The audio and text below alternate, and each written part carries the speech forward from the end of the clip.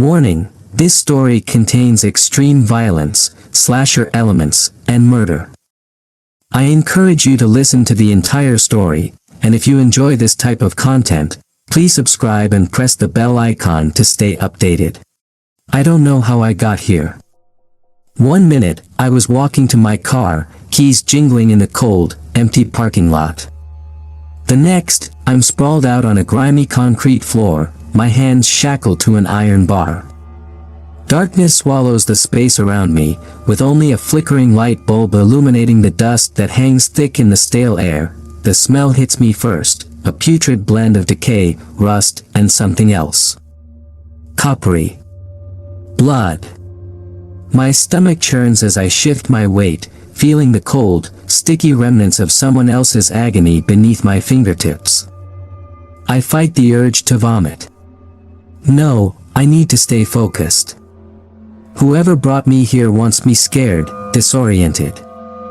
I won't give them that satisfaction. A creaking noise echoes from somewhere above, and a faint, maniacal chuckle seeps through the shadows. My heart stutters as I look around. The dim light gives shape to walls smeared with dark stains and chains hanging like grim ornaments. This isn't a warehouse. It's a slaughterhouse. Welcome, a voice rasps from nowhere and everywhere at once. My breath catches in my throat as a speaker crackles to life in the corner.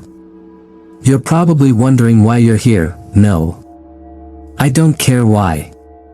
I care about surviving. You're here because I chose you, the voice continues, dripping with twisted glee. You'll be my masterpiece.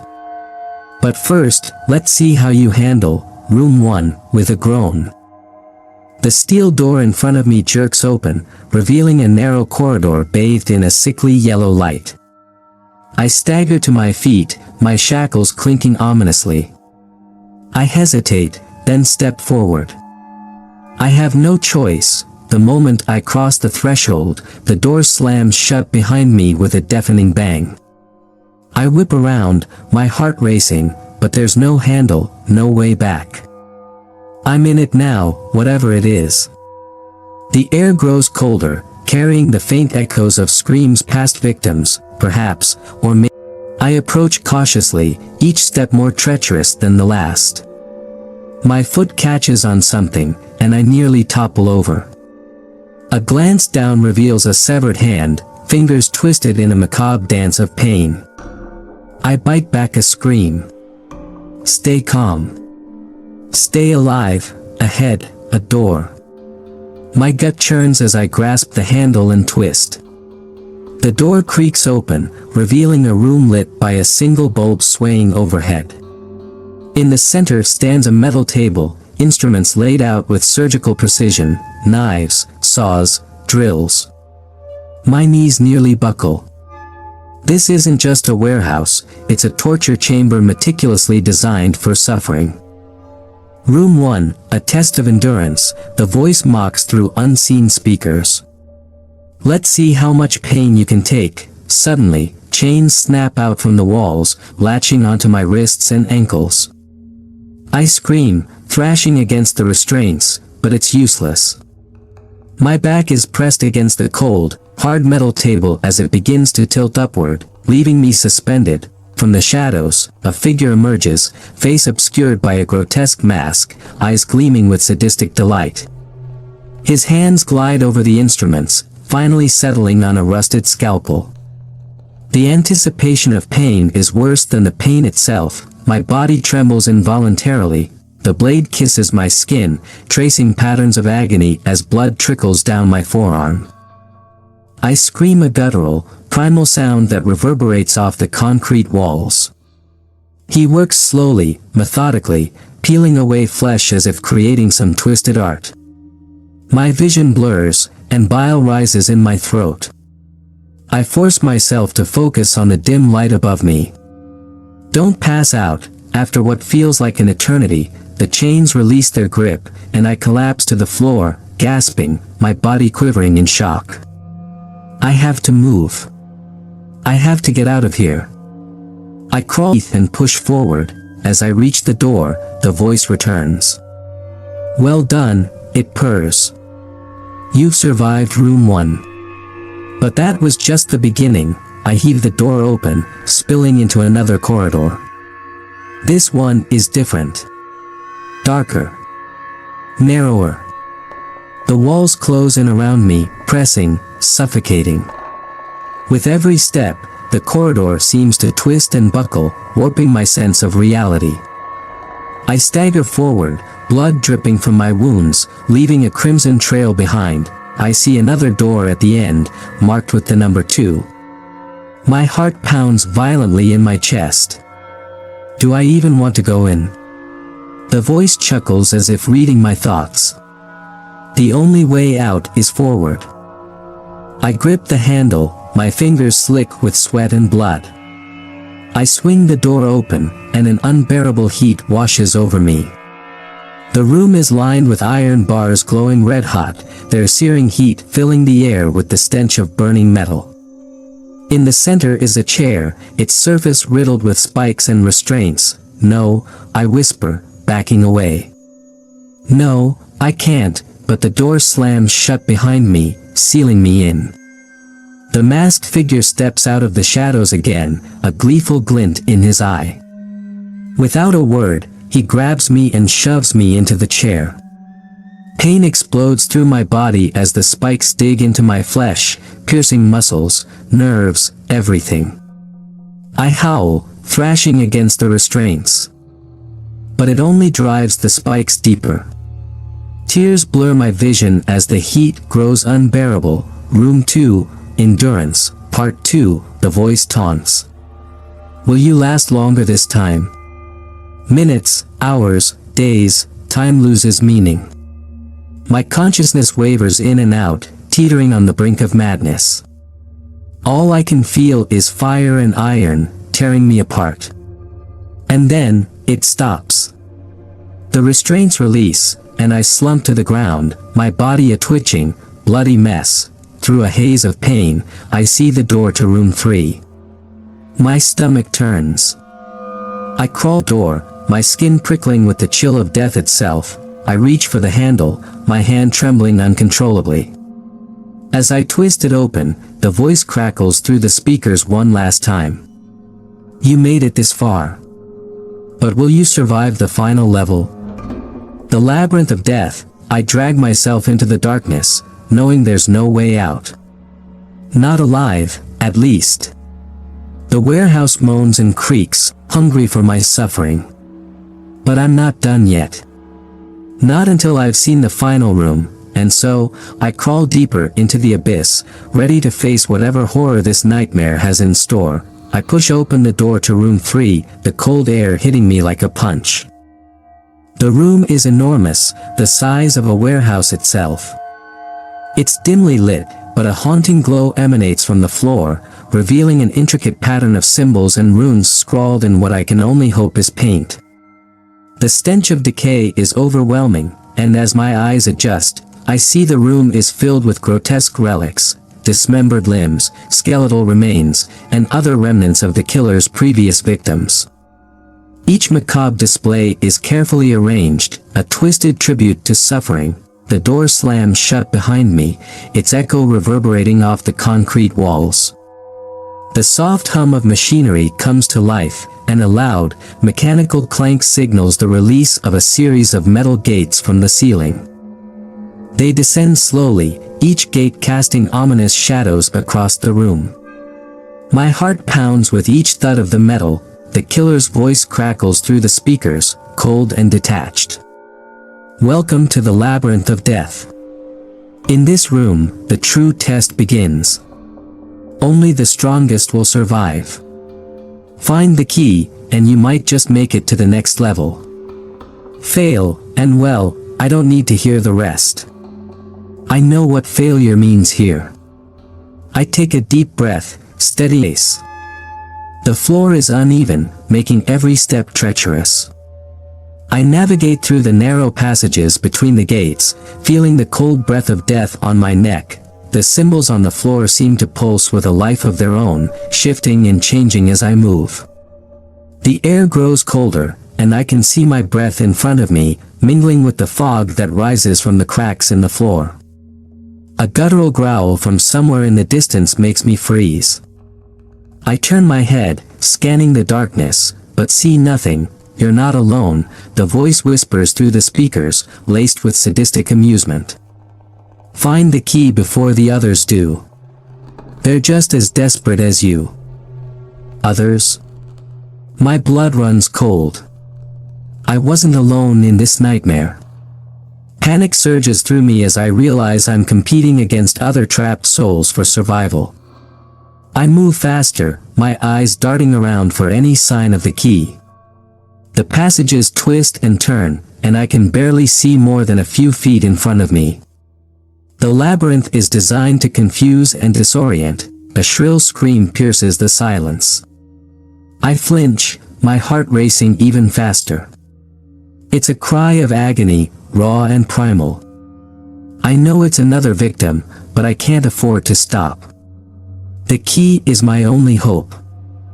I push forward, my breath coming in ragged gasps. Ahead, I spot a small glimmer of light, a faint hope. I rush towards it, finding a tiny room off to the side. Its walls lined with more symbols and a large, metal chest sitting in the center. I approach the chest cautiously, my pulse quickening. The key has to be inside.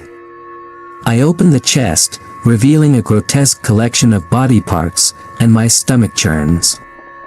It's a sickening display meant to break me, but I steel myself and dig through the remains. My fingers brush against something cold and metallic. I pull out a tarnished, blood-stained key, its shape jagged the room.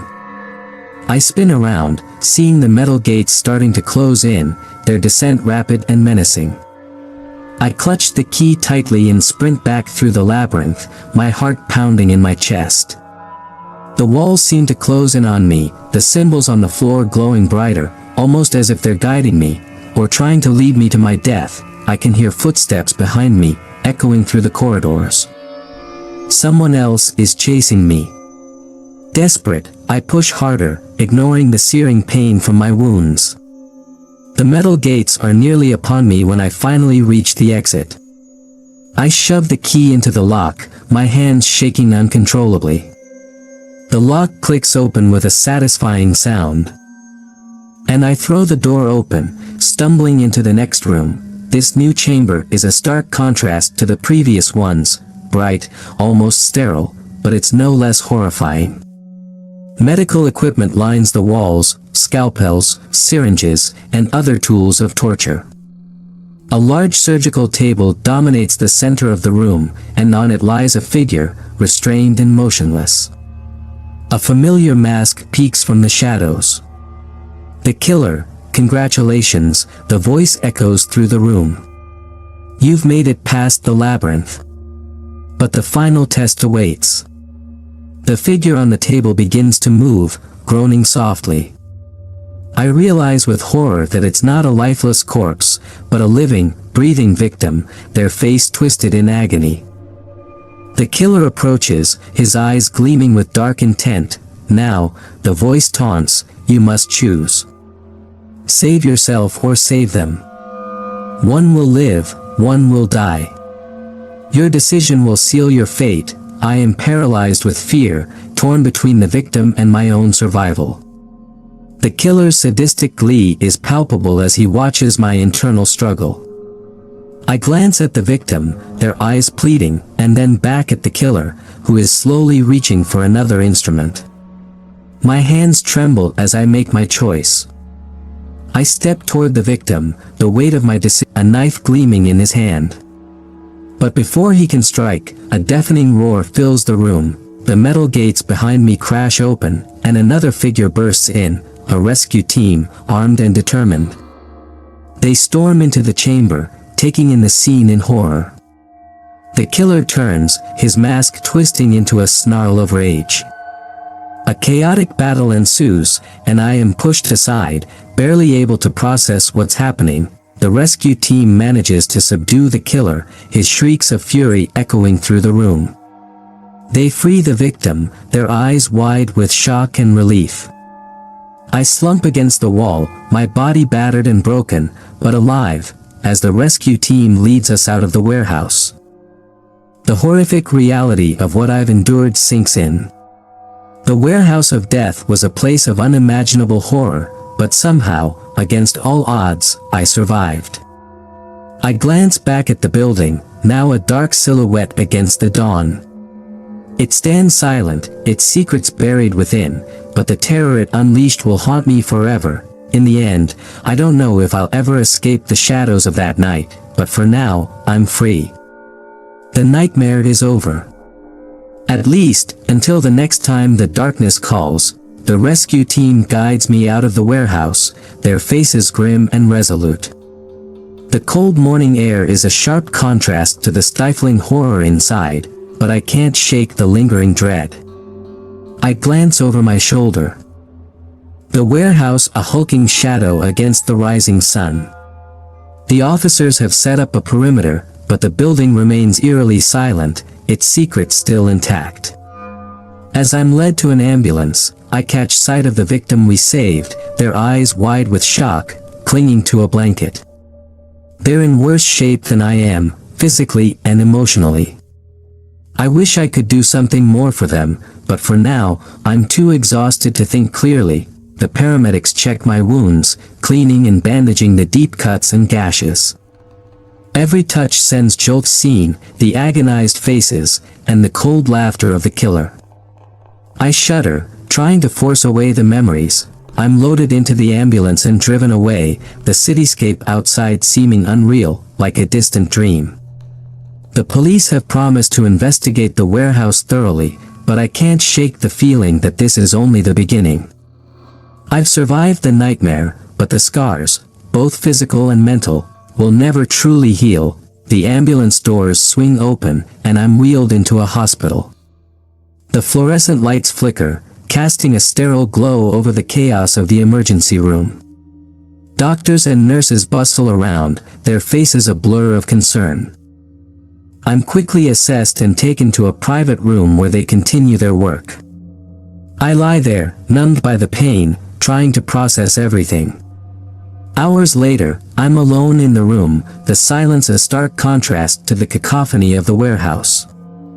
My body aches, and the rhythmic beeping of the heart monitor is a constant reminder of my tenuous grip on reality. I close my eyes, hoping for sleep, but the images of that place keep intruding, flashes of blood, the masked killer, and the screams. A knock on the door pulls me from my thoughts. A detective enters, his face a mask of professional concern.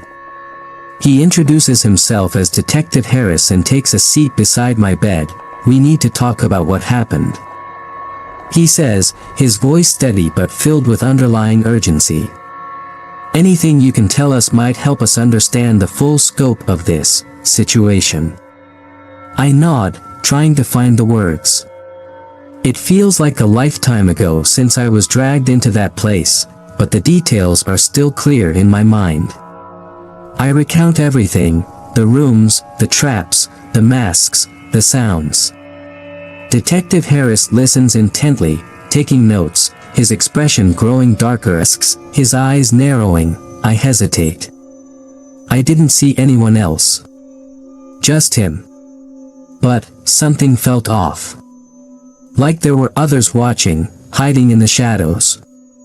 Detective Harris nods, deep in thought. "We'll need to investigate further. The warehouse has been sealed off, but we need to know if there are any more victims or if there's a network behind this." I'm left alone again, my mind racing. The idea that there might be more of these lunatics out there fills me with dread. What if the nightmare isn't over? What if the warehouse was just a part of something much larger? In the days that follow, I'm plagued by nightmares and flashbacks. The police do their best to keep me informed, but their updates are grim. They've found evidence of other victims, some alive, some not. It seems the warehouse was only one part of a much larger, horrifying scheme. One night, as I lie in my hospital bed, I hear a faint scratching sound at the window. My heart races as I sit up, peering through the blinds. The night outside is still, and the darkness seems thicker, more oppressive. I shake my head, trying to convince myself it's just paranoia. The following morning, Detective Harris visits again. "There's been another development," he says, his face pale. "We've received reports of similar disappearances and sightings of the same masked figure. It seems like this is far from over." I'm struck by a chilling realization. The warehouse was a hellish maze, designed to torment and test. But if there are more killers, more warehouses, then the real horror is yet to come. Stay alert, Detective Harris advises. If you remember anything else, anything at all, let us know immediately. The days blend together, a haze of pain, fear, and uncertainty. I'm discharged from the hospital but remain under constant surveillance. Are you sure there was only one killer? Watching, waiting.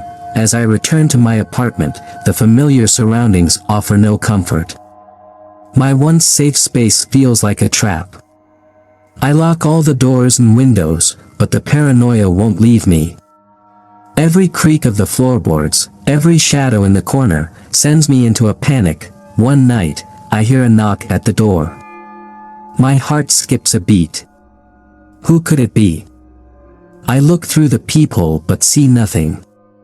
I open the door cautiously, only to find a small package on the ground. No note, no return address, just a plain brown box. Trembling, I bring it inside and carefully open it. Inside is a single, blood-stained photograph. It's a picture of me, taken through a window, clearly from the night I escaped the warehouse. My blood runs cold as I realize that someone has been watching me all along. The killer's voice echoes in my mind, the taunting, the cruelty. The nightmare isn't over. It's only just begun. The photograph trembles in my hand as I stare at it, my mind racing. How could they find me? The sense of dread that has been my constant companion since escaping the warehouse intensifies. I throw the photograph back into the box and slam it shut, my heart pounding in my chest. I sit down on the couch, trying to calm my nerves. My apartment, which once felt like a sanctuary, now feels like a cage. Every sound seems amplified. Every shadow menacing. I glance at the clock, early morning hours. I should be asleep, but the fear keeps me wide awake. I decide to call Detective Harris. I need to report the photograph, and maybe he can offer some reassurance, or at least help me understand what's happening. I pick up the phone and dial his number, my hands shaking. Detective Harris, his voice answers after a few rings. What's going on? I take a deep breath. I received a package. It had a photograph of me, taken through my window. I'm scared. We're on our way. Stay put and lock all doors and windows. We'll be there as soon as we can. I hang up and immediately start checking every lock and window, double-checking my security measures. I push furniture against the doors for extra protection, my hands moving almost mechanically. My mind races, replaying every detail of the warehouse, every scream, every moment of terror. Hours later, the sound of sirens fills the air, and Detective Harris arrives with a team of officers. They enter the apartment, quickly assessing the situation. Harris takes the photograph, studying it closely. This is unsettling, he admits. We'll need to investigate how they got so close to you. For now, we'll increase patrols around your area. You should stay somewhere else until we find out more. I nod, feeling a mix of relief and fear. Where should I go? Stay with friends or family, Harris advises. If you don't have anyone close, we can arrange temporary accommodations. Just make sure you stay vigilant. I agree, and Harris helps me pack a few essentials. The officers begin their investigation, searching the area for any signs of surveillance or other evidence. I can't shake the feeling of being watched, a chill that settles deep in my bones. As I leave my apartment, I'm escorted by Harris and an officer to a nearby hotel. It's a modest place, far from the luxury I once took for granted. But it feels safer than staying in my own home.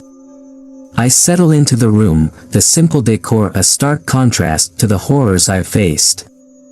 Sleep comes fitfully, plagued by nightmares and the constant worry that I'm still being watched. The hotel room feels like a fragile bubble, protecting me from the outside world, but I know it won't. "We found something," he says. "The photograph you received wasn't just a prank. It's linked to other cases. We've uncovered similar incidents involving previous victims. It seems there's a network of these killers, working together." I feel a cold wave of terror wash over me. "You mean there's more than one?" "Yes," Harris confirms. "They appear to be part of a larger, organized group. They've been watching survivors, making sure their terror doesn't end. We're working to uncover their network, but it's a complex operation. The realization that I'm still a target, that the nightmare extends beyond the warehouse, is almost too much to bear." I spend the day in a state of heightened alert, my senses on edge. The hotel room, once a refuge, now feels like another trap. As night falls, I receive another call from Harris. "We've got a lead on a potential location. We're tracking a suspect who might have connections to the warehouse network. It's risky, but we need you to stay safe and report anything unusual." I hang up, my mind racing. The idea of another warehouse, another place of unimaginable horror, makes my blood run cold. I feel like I'm caught in a never-ending cycle of fear and violence. Later that evening, I hear a knock on my hotel room door. My heart skips a beat. I peer through the peephole but see no one. I hesitate. Then open the door cautiously. To my surprise, there's nothing but a simple envelope on the floor. I pick it up, my hands trembling, and tear it open. Inside is a note, written in a shaky, almost frantic script. "You can't escape us. We know where you are. You'll never be free." Panic seizes me. I check the locks again, double-checking the security chain and peeking through the window blinds. The shadows outside seem darker, more threatening. My breath comes in shallow gasps as the hotel room phone rings. I answer it hesitantly. "Room 207, a distorted voice whispers. "You're not alone." The line goes dead. My heart races. Room 207 is a few doors down from mine. I grab a nearby lamp as a makeshift weapon and cautiously open my door. The corridor is silent, the only sound the distant hum of the hotel's air conditioning. I approach room 207, my footsteps echoing in the empty hallway. I press my ear against the door, listening for any signs of movement. There's nothing, just the faintest hint of something off, a disturbance in the air. I reach for the handle, and the door creaks open slightly. My hand shakes as I push it further. The room is dark, the curtains drawn tight. I step inside, scanning the room with the lamp held high. The room is empty. No one is there. The bed is neatly made, and the bathroom door is ajar. I feel a sense of relief mixed with confusion. Why was I lured here? Suddenly, I hear a noise behind me. I spin around, my heart pounding. The door to room 207 slams shut, and I'm plunged into darkness. A soft, eerie laugh echoes through the room, sending chills down my spine. I fumble for my phone, using its light to scan the room. The shadows dance menacingly as I move. The air grows colder, and I can see my breath. I know I'm not alone. I'm being watched. I make my way to the door, trying to open it, but it's locked from the outside. Panic sets in as I realize I'm trapped. The laugh grows louder, more insistent, and the darkness seems to press in from all sides. The hotel phone rings again, its shrill sound cutting through the silence. I answer it, my voice trembling. "Hello. You thought you could escape?" The distorted voice taunts. "You're deeper into our game now. Welcome to the next level." I slam the phone down, my mind racing. The shadows in the room seem to come alive before the next horror begins. The darkness in room 207 feels suffocating, the air thick with a sense of impending doom. My breath comes in quick, shallow gasps as I search for an escape route. The shadows seem to stretch and twist, mocking my desperate attempts to find a way out. The distorted laughter still echoes in my ears, a cruel reminder that I'm not alone. My hands shake as I fumble with the door handle, but it remains stubbornly locked from the outside. I glance around the room, my phone's weak light casting eerie shapes on the walls. The furniture is sparse, a bed, a small table, a lamp. There are no windows, only a single door leading to the hallway. I turn my attention to the bathroom, its door slightly ajar. I creep towards it, pushing the door open with a trembling hand. The small, tiled space is empty, except for a few ominous tools, scalpels, syringes, and other medical implements that send a shiver down my spine.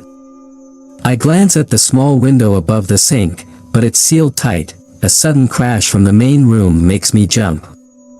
I spin around, my phone light flickering wildly. The laughter intensifies, a chilling soundtrack to my growing fear. I realize with dread that I'm running out of time. They're toying with me, and I have to find a way out before the game turns deadly. I hear a scuffle in the hallway, footsteps, whispers. I strain to listen, trying to identify who or what is out there. My heart pounds louder with every sound. I try to push the door open, but it still won't budge.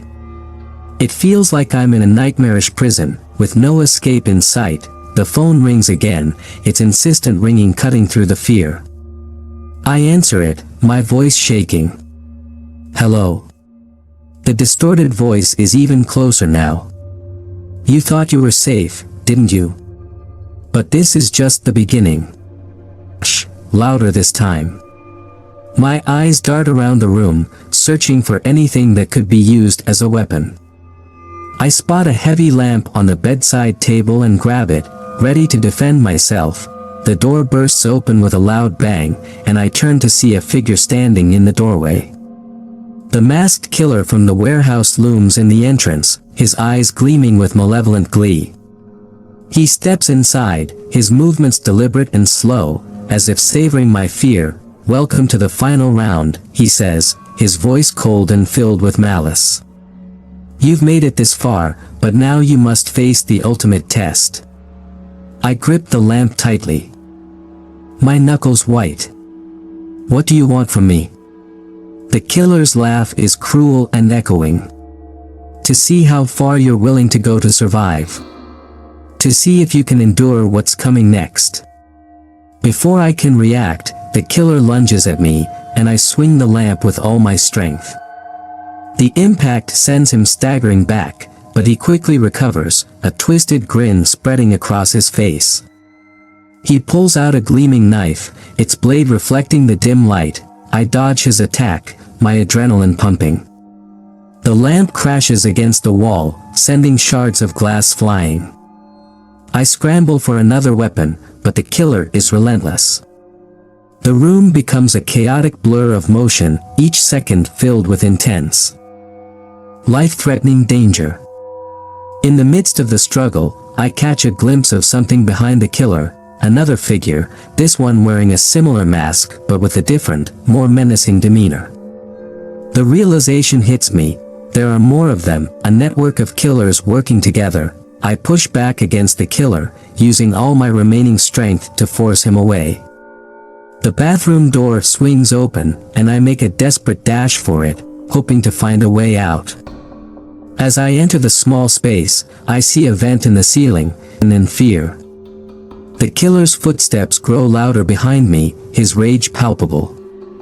I manage to pry open the vent and crawl inside, pulling myself through the narrow, dark space. The vent leads to a service corridor, and I emerge into a dimly lit passageway. The corridor is lined with old, rusty pipes and flickering fluorescent lights. I move quickly, my heart pounding as I hear the killer's voice echoing behind me, his threats growing more desperate. I run through the maze of corridors, the darkness pressing in from all sides. I finally find a stairwell and race down, my legs feeling like lead. The feeling of being so close to freedom drives me onward. I reach the ground floor and burst through an emergency exit, stumbling into the night air. I'm outside, the city lights a welcome sight, but as I look back, I see shadows moving in the distance.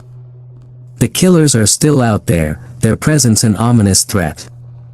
I realize that escaping the immediate danger doesn't mean the nightmare is over. I run down the street, seeking refuge in the anonymity of the night. I can't shake the feeling that I'm being watched, that the killers are still tracking me.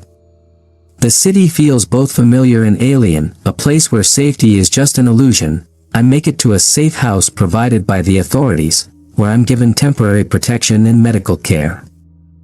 The nightmare has shifted from the warehouse to a relentless pursuit through the city. As I try to recover, the fear of being constantly hunted lingers. The final message of the killers is clear: they're not finished with me. The warehouse was only the beginning, and their twisted game continues. I have survived this round, but the terror remains, an ever-present shadow in my life. As I lie in the safe house, trying to find some semblance of peace, I know the true horror is yet to come. The killers are still out there, an open-ended threat hangs in the air, a chilling reminder that the game is far from over. The nightmare has become a never-ending chase, and I am both the hunted and the hunter in this twisted game of survival. The warehouse of death may be behind me, but the terror is very much alive.